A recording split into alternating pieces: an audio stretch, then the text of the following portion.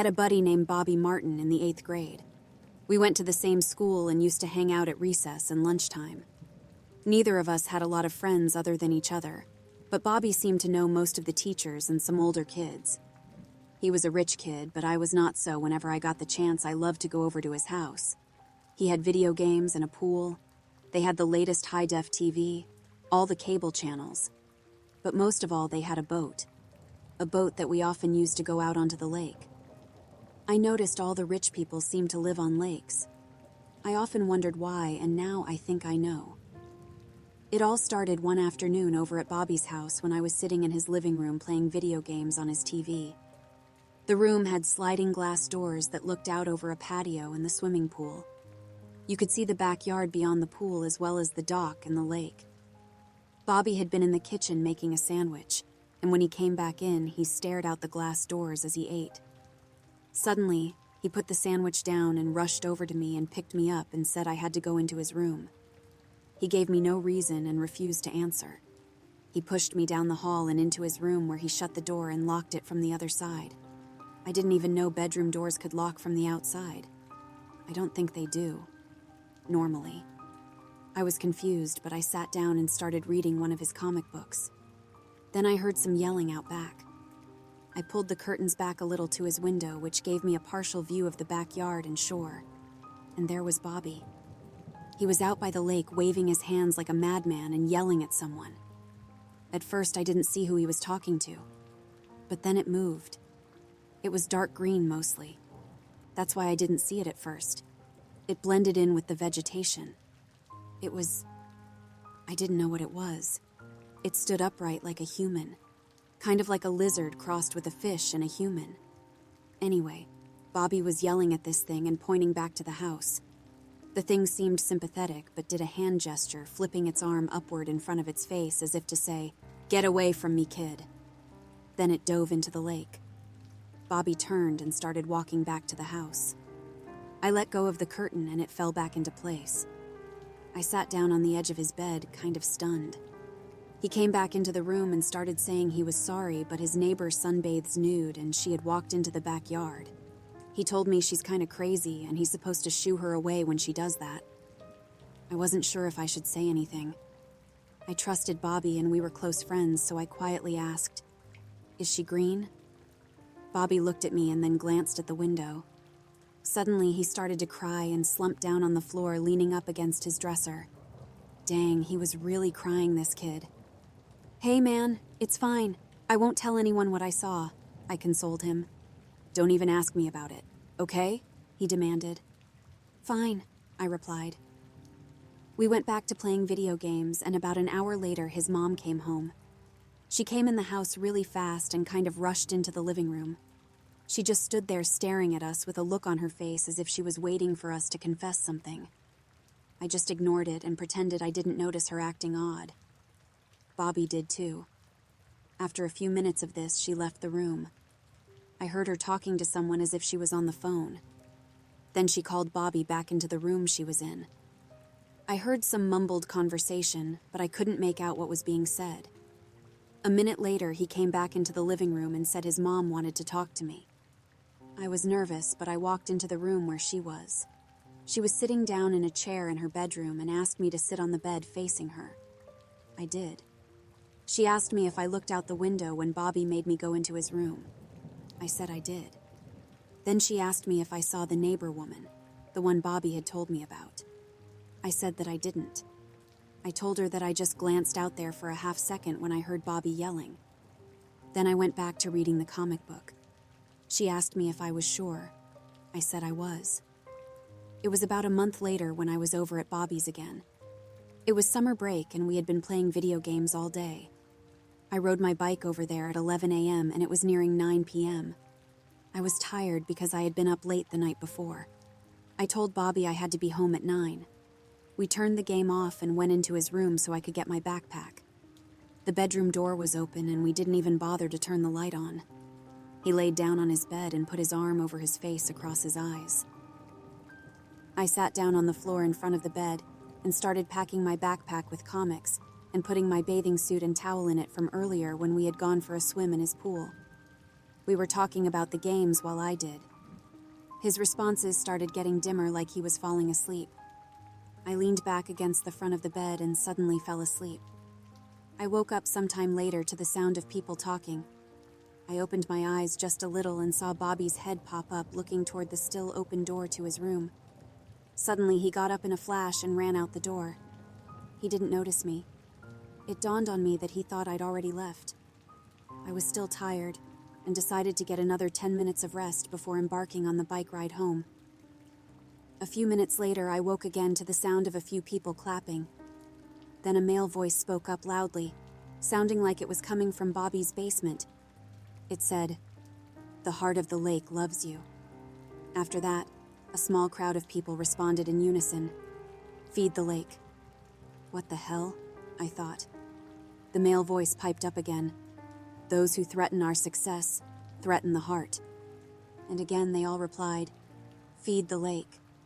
Never again shall the tentacles of the heart take our children. Feed the lake. We love the heart of the lake and the lake loves us. Feed the lake." Then there was light cheering and clapping. I quickly finished packing my bag. Maybe I could get out of there before they realized I was still in the house. I crept over to the bedroom door and peeked out. No one was in sight, but my bike was in the garage, and to get there I had to walk past the open door to the staircase that led to the basement. I got all the way to the stairwell door when I saw that there were people on the stairs. The uppermost person's back was to me, but they started to turn around, so I had to retreat. I backed up into the living room because the way to the bedroom was within sight of the people on the stairs. I glanced out the sliding glass doors and no one was outside, so I quietly opened one of the doors and went onto the patio, and then shut the door. It made no noise. The pool light was on and so was an outdoor floodlight. I couldn't stay there for long. The backyard was dark though, and Bobby's parents' boat was at the dock. I quickly walked back to it, leaning over as I did, hoping not to be seen. I was planning on walking along the shoreline and coming up to the street between the houses. I had to move because even though it was dark back where I was, I knew I could be seen. The floodlight didn't light up the dark grass, trees, or water, but my white t-shirt was just glowing in it. Then the crowd from the basement tumbled out onto the patio, all chit-chatting and laughing. I had nowhere to go. I looked around and saw a tarp covering something in the boat. I quickly climbed into the boat and under the tarp. I figured I'd just wait them out under there. When they had all left, I'd peek out and work my way back to the street. The tarp was covering a box-looking thing. I opened the top and it was empty. It was a live well. This is usually filled with water. Live bait for fishing is kept in it, or live fish when you catch them if you want them to stay alive until you're ready to cut them up. This one was dry and clean. It didn't even smell fishy. It was large, so I crawled into it. That way, if they looked under the tarp, they still wouldn't see me. It seemed like an hour had gone by, but it could have been less. Every time I thought they were gone and I'd crack open the top of the live well, I'd hear some old gal cackling up by the pool. Pretty soon the voices of the crowd got louder and closer. Then a thud as something was set down into the boat. Pretty soon there were the distinct sounds of people climbing into the boat. They were talking to each other about various things, none of which seemed to have anything to do with what had been said in the basement. Before long, I heard some boat engines approaching. It sounded like at least 4 other boats had pulled up to the dock. Then someone started the engine on the boat I was in and it sped off across the lake. Eventually, the engine cut off, as did the engines of the others. There was some conversation, some of which sounded like it was going from one boat to another. It got really quiet and I heard a man speaking very sternly to someone. "Now, Mr. Hartley, if I take this gag off, are you going to scream or cry out?" There was a pause. "You know what'll happen if you do, don't you?" "That's right. You'll have some time to beg for mercy later. I promise. But if you shout for help, I'll kill you right now. Capiche?" By then I was shaking so hard I had to actively try to restrain myself for fear of my arm knocking into the side of the compartment and alerting them to my presence. I've never been so afraid and disturbed at the same time. There was a sick, sinking feeling in my gut, and I could feel my face was flush. Then quietly another voice spoke. "Thank you. I can give you anything. I swear. I'll make payments to you for the rest of my life." The first voice responded. It's not about money, Mr. Hartley. It is our tradition to explain to the sacrifice exactly why we are doing what we are doing. That way you can rest in peace knowing that your sacrifice saved the lives of many other people, including children. You see, we are not monsters, Mr. Hartley, and we do love our children. The softer voice responded, I don't understand. If there's someone threatening your kids, you can go to the police. Oh, that would be funny. I think someone tried that in 1975. They got laughed out of the station. Now you're not going to believe this at first, but I'm just going to lay it all out real fast. Ready? Okay. In prehistoric times when the ocean receded, something from that eon got trapped in this lake. Follow me? It's unknown to modern biologists, but it's like a giant octopus. Over the centuries, it evolved to the point where it's permanently embedded in the bottom of the lake, kinda like a snail in a shell. Along with this creature, there are a group of other creatures who evolved with it in a symbiotic relationship. It kept them alive, and they kept it alive. They need an enzyme that this thing secretes into the water. You can't find it anywhere else on Earth. Without it, they die. And it needs food. But it doesn't eat fish. There's only 1 or 2 animals who have the right biochemistry to feed the creature, because in prehistoric times it ate mammals. But those are long extinct, and the mammals today are different, and it can't digest them. Guess what it can digest? Humans. If we don't feed it, not only does it stop producing the enzyme, but it reaches its long tentacles out from the center of the lake and into our homes, and grabs our kids and pulls them back into the lake. But why me, you ask? Because, Mr. Hartley, you are competition for one of us. In order to live here, in these lakefront homes, we need to be rich so we can afford these homes. We need our children to be rich so they can buy up all the homes around other lakes where the spawn of the creature can be introduced, so they too can get the enzymes they need. In other words, if we go broke, we die. There was a pause. Then the soft voice, now quivering, spoke again. Who was I competition for? The reply came. Wendell Morganson. Your laundromat has cut his business in half. He can't make his mortgage this month.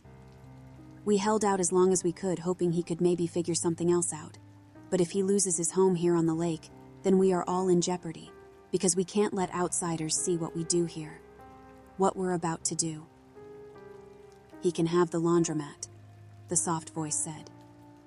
The other man replied, It's not just that, sir. We also must feed the lake. A group of people, clearly on the boat with me, responded to this statement as before. Feed the lake. I was so disturbed and scared I thought I was going to be sick. Then I heard them remove the tarp that was covering the compartment I was hiding in. I started to pray that they didn't open the lid. They didn't. Instead, someone directed some of them to lay the tarp down on the deck of the boat. I heard a thud, which had to have been Mr. Hartley hitting the deck, and then some random ohs and some kicking sounds. The stern voice commanded some people to put him in the water and lower the lights. Then I heard splashing. It sounded as if not only had they thrown Mr. Hartley overboard, but they all jumped in too. Then quiet. After a few minutes of dead silence, I opened the lid just a tiny bit and peered out. No one was in the boat with me, so I opened it a little more and looked around. There were a half dozen other boats floating on the lake together, forming a large circle around the center of the lake. All of them were also empty. I thought of starting the boat and getting back to shore before they could get back and then running. Or I could swim, but they might see me and catch me. I could stay here and hope they don't look in the compartment and wait until they've gone to bed before making my escape. I crawled out to see if they'd really killed him, and sure enough, the tarp was covered in blood. I peeked over the bow of the boat and saw something amazing. Each boat had lowered a light or two into the water. These hung deep almost to the bottom. Silhouetted by the dim light, I could see people swimming back and forth. Only they weren't swimming in a normal manner, more like dolphins. And fast as them. The boat I was on had a section that was a clear window in the deck, so you could see clearly underwater. Bobby had always told me it was for spotting fish. I put my face up to it and looked towards the lights. There, in the center of the ring of lights at the bottom of the lake, protruding up out of the muck and mud, was the beak of a giant octopus. It opened, and then two figures swam into the light, the green lizard type I'd seen in Bobby's backyard. They were pulling Mr. Hartley's lifeless body, which left a trail of red in the water behind it. They put it in the mouth of the creature, who chomped down on it, releasing a cloud of blood into the water.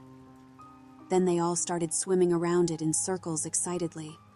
I sat up in total shock and disbelief. Then I almost had a heart attack when I heard, "What are you doing here?" I turned around, and there, leaning over the bow, half still in the water, was Bobby. Only he was all green and had these gills on the sides of his neck, and his hands were webbed like a frog. I replied with a quaking voice. "I fell asleep, and then there were people around, so I hid in the boat." "If they see you, they'll kill you. Hide in the live well. I'll make sure they don't find you," he said. I worked my way back to it in spite of my trembling legs and arms. I was in pure panic and shock. "Why are you helping me, Bobby?" I asked him. He laughed. "If I don't, who will I play video games with?"